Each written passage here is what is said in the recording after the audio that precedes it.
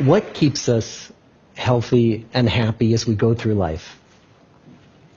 If you were going to invest now in your future best self, where would you put your time and your energy? There was a recent survey of millennials asking them what their most important life goals were. And over 80% said that a major life goal for them was to get rich. And another 50% of those same young adults said that another major life goal was to become famous.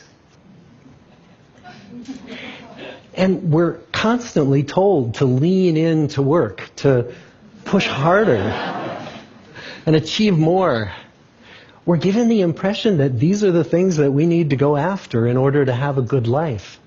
Pictures of entire lives, of the choices that people make and how those choices work out for them, those pictures are almost impossible to get. Most of what we know about human life, we know from asking people to remember the past.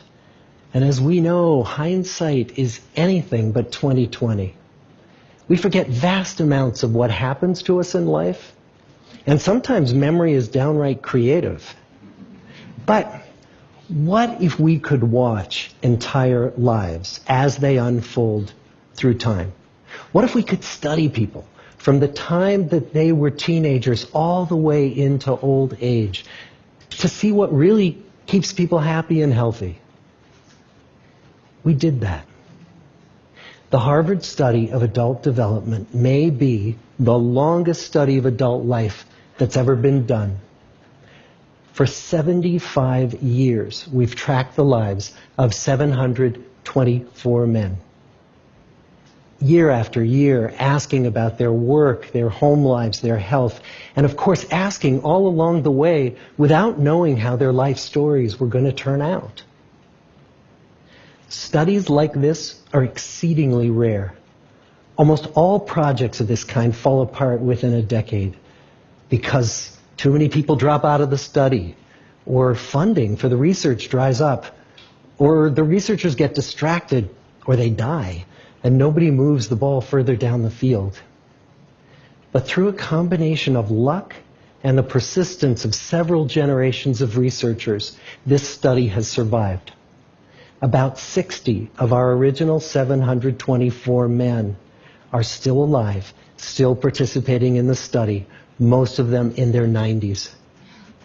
And we are now beginning to study the more than 2,000 children of these men.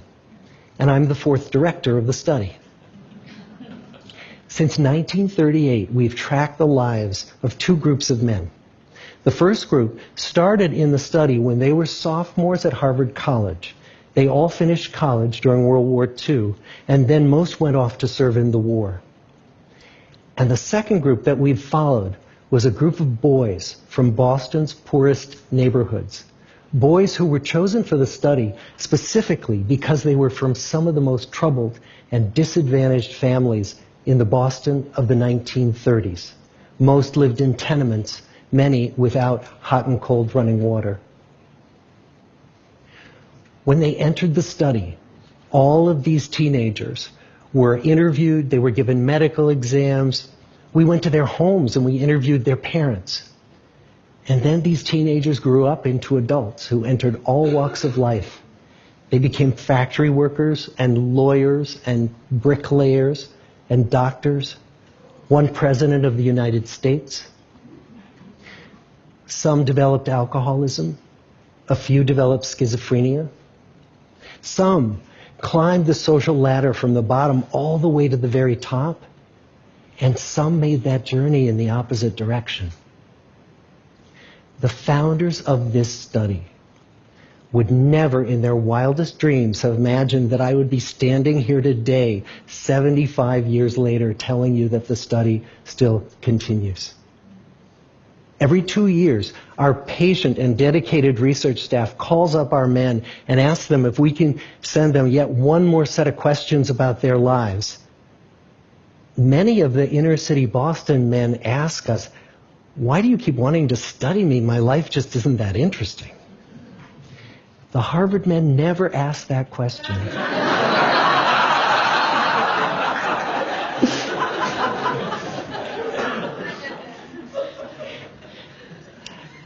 To get the clearest picture of these lives, we don't just send them questionnaires. We interview them in their living rooms. We get their medical records from their doctors. We draw their blood. We scan their brains. We talk to their children. We videotape them talking with their wives about their deepest concerns. And when about a decade ago we finally asked the wives if they would join us as members of the study, many of the women said, "You know, it's about time." So what have we learned? What are the lessons that come from the tens of thousands of pages of information that we've generated on these lives? Well, the lessons aren't about wealth or fame or working harder and harder. The clearest message that we get from this 75-year study is this: good relationships keep us happier and healthier. Period. We've learned 3 big lessons about relationships. The first is that social connections are really good for us and that loneliness kills.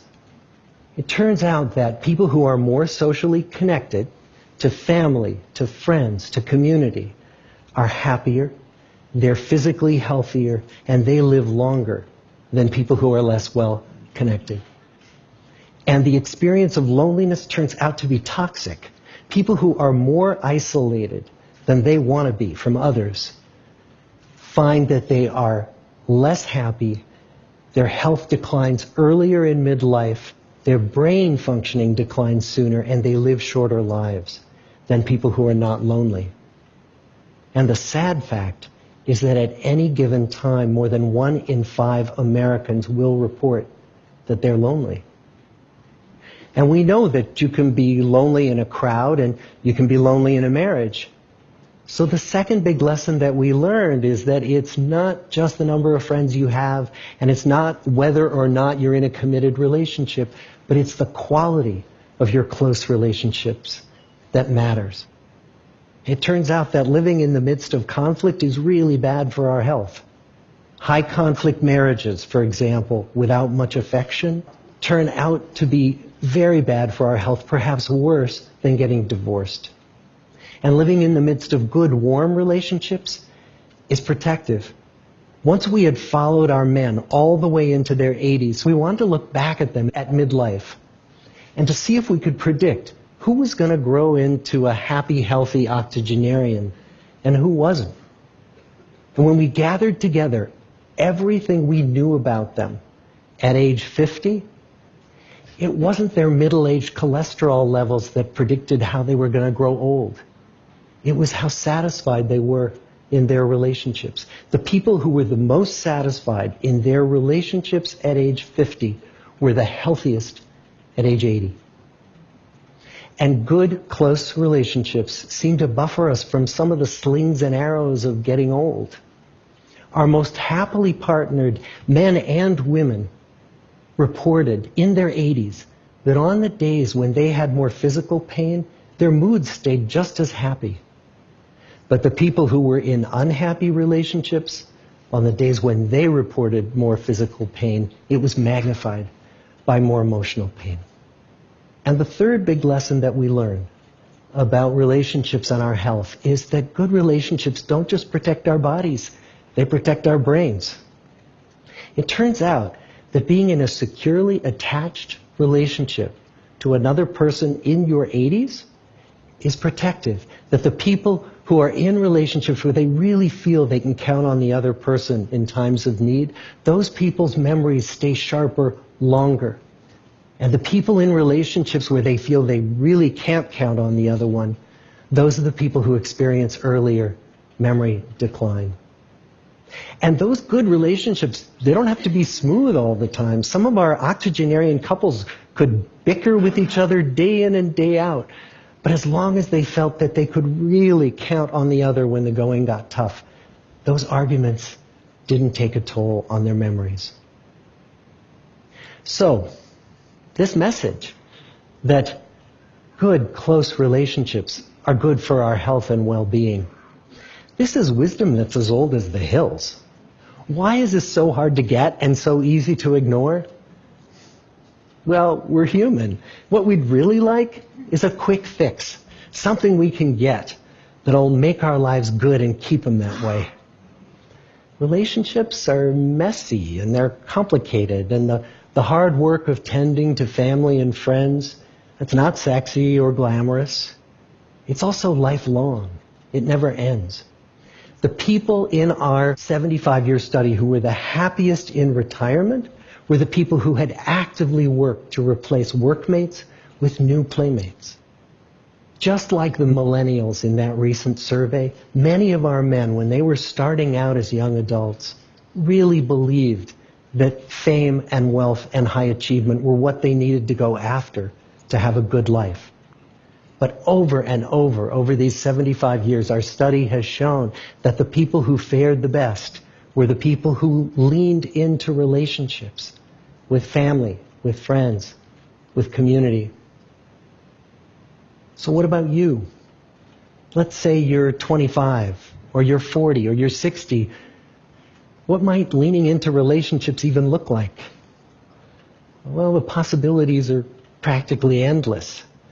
It might be something as simple as replacing screen time with people time, or livening up a stale relationship by doing something new together, long walks or date nights, or reaching out to that family member who you haven't spoken to in years, because those all too common family feuds take a terrible toll on the people who hold the grudges. I'd like to close with a quote from Mark Twain. More than a century ago, he was looking back on his life, and he wrote this: "There isn't time, so brief is life, for bickerings, apologies, heartburnings, callings to account. There is only time for loving, and but an instant, so to speak, for that." The good life is built with good relationships. Thank you.